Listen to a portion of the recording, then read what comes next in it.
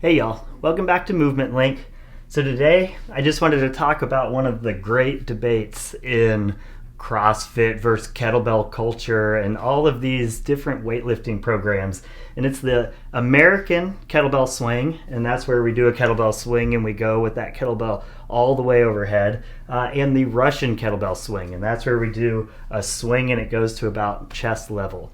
What we typically see is there's these big camps, and to me it's hilarious. All this stuff is always hilarious when people take such hard stances one way or the other, because when you have two camps both taking a hard stance, it probably means both camps are right and have a lot of good reasons for it. So here's my perspective here. So what the kettlebell people that love the Russian swings and don't like the Russian swings say is that the Russian kettlebell swing is the best way to develop hip and low back drive, which first of all, I completely disagree with saying anything is the best way to do anything. There are a million ways to develop hip and leg drive in a really good way, and I agree the Russian kettlebell swing is a great way, but I wouldn't call it the best. We've got cleans, we've got hip thrusts, we've got back squats.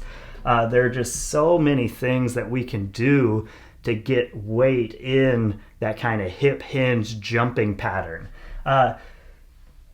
What they tend to not like about the American swings is one, they talk about how it messes up the technique of the kettlebell swing, which to me has no merit and doesn't make any sense. They're both should be using the jumping pattern. But the American swings going overhead, what can happen is if you don't have the developed overhead position, then we can get an overextended back, we can get goofy shoulder positions, and so it can go goofy up overhead. But that's kind of like saying don't squat low when you don't have full mobility. Squatting low is completely safe if you can get into the right body parts and you've got full mobility and stability and control and you've developed the position. If you haven't developed that overhead position and you have to compensate to get there, then I agree. You should not be doing American kettlebell swings to that point. We should never be going beyond what our body can safely do. But that doesn't mean that that overhead position is not a safe position. It is a position that any of us should be able to get to. And if we can't get to it, we should be working towards it. So here are my thoughts. The Russian kettlebell swing is incredible. Its big benefit is you can really overload the movement. So we can first simplify it. So especially if we're focusing on the jumping pattern and getting the timing, if we take out a lot of the extra stuff, we can really hyper focus our training and our technique. But once, especially if you've been doing kettlebell swings for years and years and years, you don't need to continuously hyper focusing your practice, and you can move on to the American swings. But a program should really have both, I think. But the Russian kettlebell swing, because we're not having to go overhead, we can go a ton heavier with it.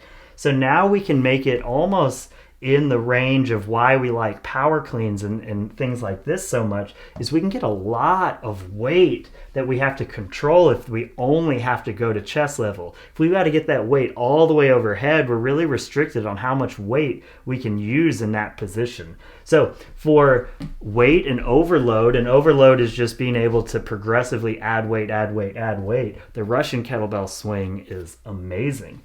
So the American kettlebell swing, like I said earlier, you have to use that overhead full range of motion of the upper back and of the shoulder. And that's kind of the whole theory and method of what we do. We add end range positions in all of our training. That way, over the course of the year, we're constantly putting our upper back and our shoulders and our hips and our ankles and everything through full ranges of motion.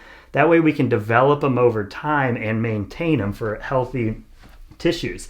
So if we're only doing Russian swings and we're not paying attention to the upper back and the shoulders, then you can have a program that uses Russian swings and does other things for that. But that's why we like the American swing so much, is it also develops that overhead position. So another thing to consider is the time in between reps.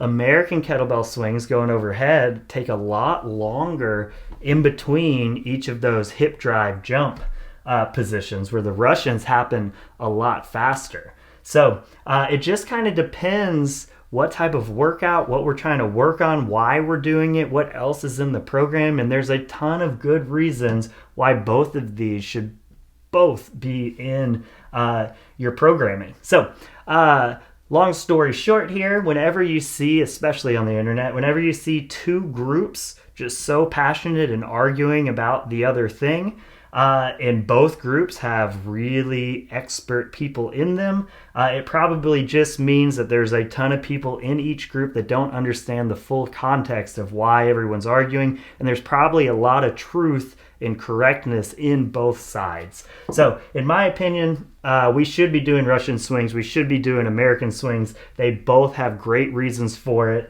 There's no reason that American swings are dangerous unless you don't have the range of motion, and there's no reason why American swing technique should mess up any other technique. It should be the exact same technique. This is just going up overhead with it. So both have their place, both are great.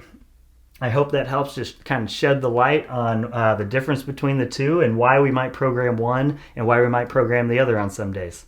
All right, talk to y'all soon.